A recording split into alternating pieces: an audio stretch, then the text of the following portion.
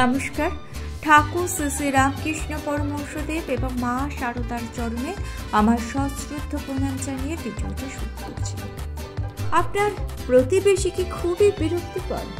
কথায় কথায় আপনাকে অপমান করে, বিরক্ত করে, ঝগড়া করার একটা ফন্দি করে। আপনি অনেক দিন ধরে এই সমস্যায় ভুগছেন, তাকে উচিত শিক্ষা দেওয়ার পথ খুঁজে পাচ্ছেন না।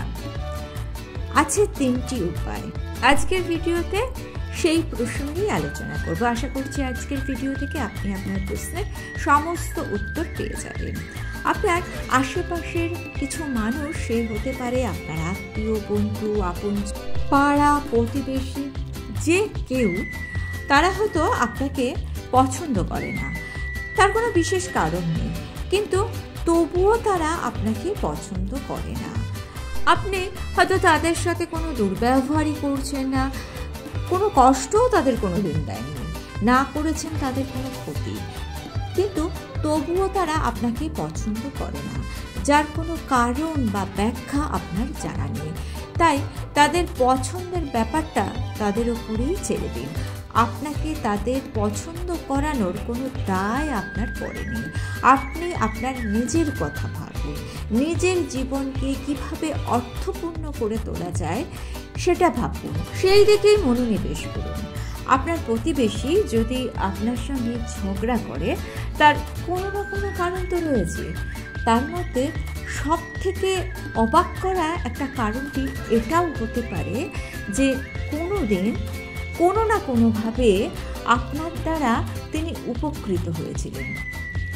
কৃতজ্ঞতা প্রকাশ করা চরিত্রের এমন এক উন্নত বৈশিষ্ট্য যা সকলের থাকে না, আর আপনি যদি সেটা সকলের থেকে আশা করেন তাহলে ভুলটা আপনারই।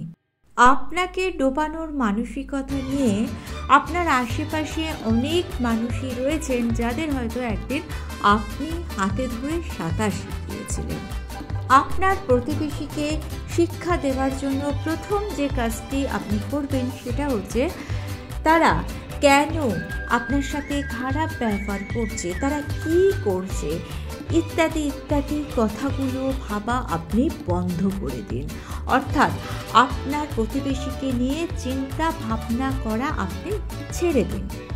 জীবন থেকে এই শিক্ষাই পাওয়া যায় যে অন্যের ক্ষতি করার নেশা যদি কারুকে একবার পেয়ে বসে, অর্থাৎ আপনার সাথে ঝগড়া করার নেশা যার মনের মধ্যে একবার সঞ্চারিত হয়েছে, সে কোনো না কোনোভাবে সেই নেশা থেকে কখনোই নিজেকে সরিয়ে আনতে পারবে না।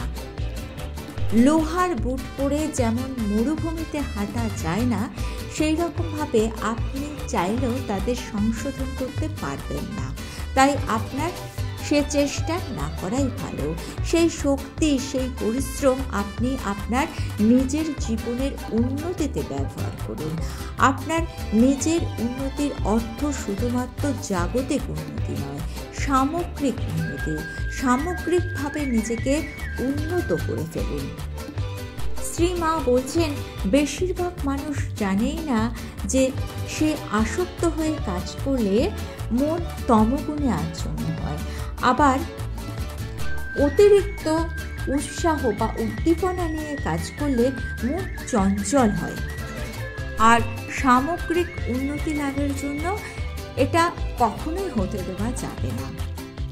সুতরাং আপনার মনকে আপনি কখনোই তমগুণে আচ্ছন্ন করে রাখবেন না। আপনার মনকে আপনি চঞ্চল হতে দেবেন না। জীবনের সামগ্রিক উন্নতি কিভাবে লাভ করা যায় তার দৃষ্টান্ত শ্রী মা শারদা দেবীর তার নিজের জীবন দিয়ে আমাদের শিখিয়ে দিয়ে দিয়েছেন। একজন সংসারী বিষয়াসক্ত মানুষ যে কাজ করে তার থেকে অনেক গুণ বেশি কাজ করতে পারে সেই মানুষ যে তার কাজের ফলের সমস্ত আশা শূন্য করে উৎসাহ নিয়ে একাগ্রচিত্তে কাজ করেছে। কারণ এই ধরনের কর্মই সাত্ত্বিক কর্ম। আর আপনি যদি সাত্ত্বিক কর্মী হয়ে উঠতে পারেন তাহলে আপনার জীবনের উন্নতি কেউ আটকাতে পারবে না। আপনার প্রতিবেশী যতই আপনার সাথে ঝগড়া করুক না কেন, এর মধ্যে দিয়ে তারা নিজেদের মূর্খতার পরিচয় দেওয়া ছাড়া আর কিছুই করতে পারে না। আর মূর্খদের সাথে তো তর্ক চলে না। দ্বিতীয় যে কাজ আপনাকে করতে হবে সেটা হচ্ছে আপনার প্রতিবেশী যতই আপনার সাথে ঝগড়া করুক না কেন, আপনি কখনোই তার সাথে তর্কে যাবেন না। মূর্খদের সাথে তর্ক করলে শুধুমাত্র শক্তিরই অপচয় হবে, আর কিছুই হবে না। কারণ গাধাকে তো কিছুই শেখানো যায় না, গাধার সাথে তর্কও চলে। গাধার পিঠে এক মন বই রাখলেও গাধা গাধাই থাকবে। তাই মূর্খদের সাথে অযথা তর্ক করে আপনি নিজেকে ছোট করবেন না, আপনি চুপ করে যান। আপনার নীরবতার ভাষা আপনার কথা বলার থেকে অনেক বেশি কার্যকরী হতে পারে। তাই আপনি মৌনতা অবলম্বন করুন। আপনার প্রতিবেশীকে শিক্ষা দেবার সব থেকে উৎকৃষ্ট উপায় তার ব্যক্তিত্ব ও চরিত্র থেকে আপনার ব্যক্তিত্ব ও চরিত্রকে এতটাই মহৎ ও উন্নত করে তুলুন যে আপনার ধারে কাছে ঘেঁষার ক্ষমতাও যেন তার না হয়। আপনার সাথে উচ্চস্বরে কথা বলা তো দূরস্থ, আপনার সাথে কথা বলতে আসলে যেন তার মাথাটি আপনার সামনে নিচুই থাকে। আপনি নিজেকে এতটাই মহৎ ও আদর্শবান করে তুলুন। এই প্রকৃতিতে যেসব প্রাণীরা আছে তাদের মধ্যে 3টি গুণ বর্তমান: তম, রজ ও সত্ত্ব। তমর বৈশিষ্ট্য আলস্য ও জড়তা, সেটি হলো প্রাণী স্বভাবের কাছাকাছি। কর্মের প্রবণতা হচ্ছে রাজসিক মানুষের স্বভাব, যা উদ্বুদ্ধ প্রাণীস্তরকে নির্দেশ করে। আর সত্য প্রকাশের মাধ্যম হলো সাম্য, জ্ঞান ও নানা রকমের সৎ গুণাবলী। এই প্রসঙ্গে একজন সৎ, বিনয়ী, নম্র স্বভাবের নেতার কথা না বললেই নয়, বিনয়াভাব। তিনি বহুবার বদ্রীনাথ দর্শনে যেতেন। বৃদ্ধ অবস্থাতেও তিনি বদ্রীনাথ দর্শনে গিয়েছিলেন।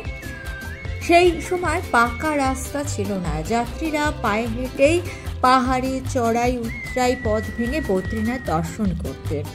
বিনয়াভাবাজি চলেছেন বদ্রীনাথ দর্শনে। যাত্রাপথে দেখলেন কিছু শ্রমিক পাথর কেটে রাস্তা তৈরি করছে। তিনি তাদের একজনকে প্রশ্ন করলেন, তুমি কি করছো?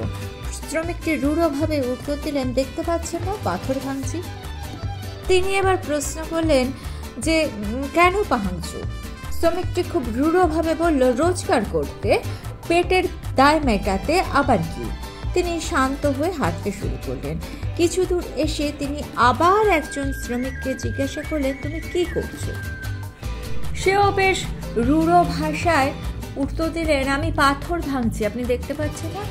তিনি আবার প্রশ্ন করলেন, কেন? শ্রমিকটি বলল যে তার পরিবারের ভরণ পোষণের জন্য সে পাথর ভাঙছে। তাকে দেখে তার সঙ্গী সাথীরা বুঝতে পারছিল না যে বারে বারে তিনি একই প্রশ্ন কেন করছেন আর বারে বারে অপমানিত কেন হচ্ছেন। এই কথা জিজ্ঞাসা করলেও তিনি মৃদু হেসে হাঁটতে শুরু করলেন, কোনো উত্তর দিলেন না। হাঁটতে হাঁটতে আরও কিছুটা এগিয়ে যাওয়ার পর আবার একজন শ্রমিককে দেখতে পেয়ে জিজ্ঞাসা করলেন যে তুমি কেন পাথর ভাঙছো? তখন শ্রমিকটি অত্যন্ত নম্রভাবে উত্তর দিলেন, বাবাজি, আমি পাথর ভাঙছি কারণ একটা রাস্তা তৈরি করব। আসলে এখানে একটা রাস্তা তৈরির কাজ হচ্ছে, সেই কাজই আমি করছি যাতে পথযাত্রীরা অত্যন্ত সহজভাবে কষ্ট না করে বদ্রীনাথ ধামে পৌঁছাতে পারে। বিনয়াভাবাজি সেই শ্রমিকের গলা জড়িয়ে ধরে বললেন তিনি এখন শান্তিতে মরতেও পারবেন, কেননা একজন সচেতন নাগরিক তিনি দেখে যেতে পারছেন যে দেশে এত উন্নত চরিত্রের মানুষ, সেই দেশের উন্নতি আটকাবার সাধ্য কারণ নেই। সারা পৃথিবীর মধ্যে সেরা হয়ে উঠবে সেই দেশ। ঠাকুর শ্রী শ্রী রামকৃষ্ণদেব যেমন বলে গেছেন, 1000 বছরের বন্ধ একটি অন্ধকার ঘরকে আলোকিত করার জন্য একটি প্রদীপই যথেষ্ট। আপনিও হয়ে উঠতে পারেন সেই একটি প্রদীপ। সেই একটি প্রদীপের আলোয় সমস্ত অন্ধকার দূর হয়ে যেতে পারে। আর এই রকম অবস্থাতে আপনার প্রতিবেশী আর ঝগড়া করবে না, আপনার সামনে দাঁড়াবে নত মস্তকে। ভিডিওটা ভালো লেগে থাকলে চ্যানেলটিকে সাবস্ক্রাইব করে নিয়ে পাশে থাকা বেল আইকনটা প্রেস করে দিয়ে অল অপশনটা ক্লিক করে দেবেন। তাহলে যখনই নতুন কোনো ভিডিও আপলোড করব তার নোটিফিকেশন আপনাদের কাছে পৌঁছে যাবে। ঠাকুর ও মায়ের চরণে প্রণাম জানিয়ে আজকে এই পর্যন্তই। Thanks for watching.